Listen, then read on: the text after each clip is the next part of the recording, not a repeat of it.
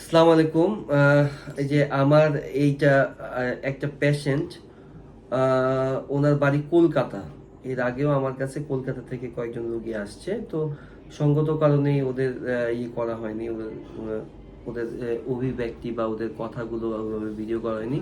তো যাই হোক, ও আসছে কলকাতা থেকে। তো ওর কথা অনুযায়ী ও 1 বছর ধরে আমার বিভিন্ন যে ভিডিওগুলো সে ফলো করে, সে দেখে।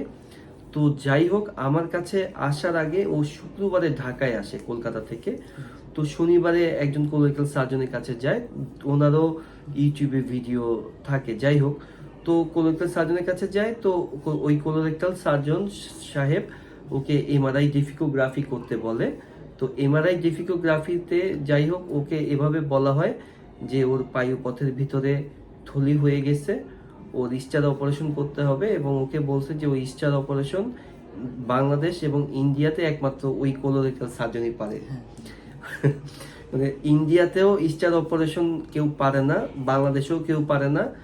বাংলাদেশে ও যার কাছে গেছে, কি নাম আমি বলছি না, তো উনি বলেছে যে এই এশিয়ার ভিতরে উনি একমাত্র স্টার অপারেশন পারে। তো যাই হোক, তো ও তো আগে থেকেই আমাকেও ফলো করে। তো ও আজকে আসছে আমার কাছে। তো আমি ওর কথা শুনে বা সব কিছু চেক করে আমার কাছে মনে হচ্ছে ওর আইবিএস, বেসিক্যালি আইবিএস। তো ও আমাদের বাংলাদেশে আসার আগে সে ইন্ডিয়াতে বিভিন্ন স্টেটে বড় বড় সার্জন কনসালটেন্ট ওনাদের কাছে গেছে, সবাই তাকে একই কথা বলছে, আইবিএস। তারপরও স্বাভাবিক কথা, সে ইউটিউব সার্চ করে বা আমাদের ইন্টারভিউ, আমাদের কথাবার্তাগুলো যাই হোক সে শুনে। তো আমি তো তো তাকে বলা হয়েছিল যে স্টার অপারেশন আমাদের বাংলাদেশে যে কলকাতা সার্জন তার কাছে গেছিল, তাকে এভাবে বলছিল যে স্টার অপারেশন করলে ভালো হয়ে যাবে। তো আমি আপনাদেরকে তার এমআরআই ডিফিকোগ্রাফিটা আমি একটু শো করছি। আপনারা দেখেন যে ওর কোনো ধরনের বা যেটাকে বলি যে রেক্টোসিল বলি বা ইন্টারসাইমি, ওই রকম কিছু নাই। তো যাই হোক, ওকে বলা হয়েছিল যে অপারেশনের জন্য, তো সে অপারেশন করেনি, সে সরাসরি আমার কাছে আসছে। তো আমিও তার পায়ুপথ পরীক্ষা করছি, আমিও সব কিছু চেক করছি। তার আইবিএসেরই সমস্যা। তো হোপফুলি আমরা ওষুধপত্র অ্যাডভাইস করছি। তার আরেকটা সমস্যা আছে, তার কিন্তু বেগ কম হয়। বেগ যে কোনো কারণে কম হতে পারে। ও বেসিক্যালি ফার্মার, ঠিক আছে, কৃষি কাজ করে। ওদের বিশাল পেয়ারার বাগান আছে। ওর কথা শুনে যতটুকু বুঝলাম যে ওদের কলকাতাতে ওদের পেয়ারার বাগান আছে। আচ্ছা যাই হোক, তুমি জাস্ট সংক্ষেপে বলো তো তোমার কি কি সমস্যা দীর্ঘদিন ধরে হচ্ছে, একটু বলো। সমস্যাটা হচ্ছে পেটের এই বাঁ সাইডের নিচের দিকে পেট মানে ফেঁপে থাকা, আর মানে পায়খানা ক্লিয়ারভাবে না হওয়া, আর তার সঙ্গে মানে অল্প কিছু খেলেই পেট মানে ভরা ভরা মনে হয়, আর পেটে সারাদিন একটা অস্বস্তি ভাব। এই এই কারণেই আমি ভেবেছি আমার অন্য কোনো মানে পেটের সমস্যা আছে। আমি কলকাতায় মানে প্রচুর ডাক্তার দেখেছি, কলকাতার মানে বড় বড় ডাক্তাররাও দেখে বলছে তোমার আইবিএসের সমস্যা। আর তারপরে বলার পরে আমি অনেক দিন ধরে আইবিএসের ওষুধ খেয়ে যাচ্ছি, কিন্তু কোনো কাজ হচ্ছে না। তারপরে তারপরে আমি অনেক ভিডিও থেকে দেখে দেখে যাই হোক, তুমি আমাদের এখানে আসছো। যাই হোক, কি কার কাছে গেছো এটা বলার কোনো প্রয়োজনই নাই।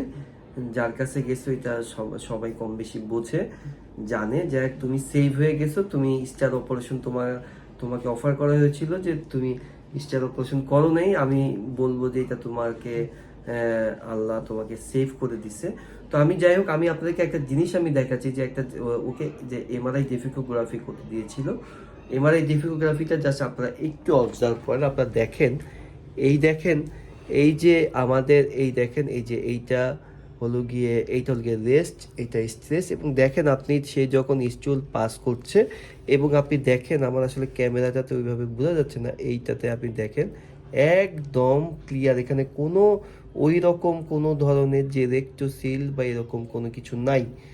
তো এই রকম একটা রোগী যদি অপারেশন স্টার অপারেশন, তো আলটিমেটলি তার কিন্তু উপকারের থেকে অপকারই বেশি হবে। যাই হোক, তো এমন হতো যে আমাদের আমাদের আমাদের জন্য এটা খুবই দুঃখজনক হতো যদি স্টার অপারেশন হতো। তো আমরা ওকে ওষুধ, এক্সারসাইজ, এবং ওকে আমি বলছি যে তুমি ও আসলে অতিরিক্ত টেনশন করে, আমি বলছি যে তুমি কোনো টেনশন করবা না, তুমি ঠিক হয়ে যাবা।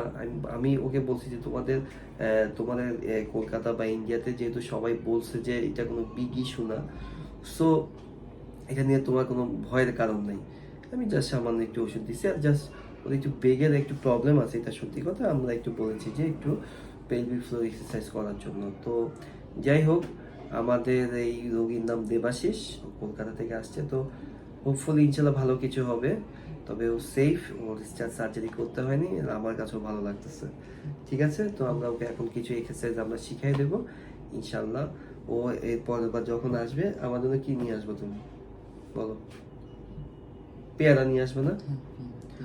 তোমাদের যেহেতু পেয়ারার বাগান আছে, আমি চাই যে যে কলকাতার থেকে তোমাদের যে পেয়ারার বাগান, পেয়ারা তুমি আমাদের জন্য নিয়ে আসবে। স্যার।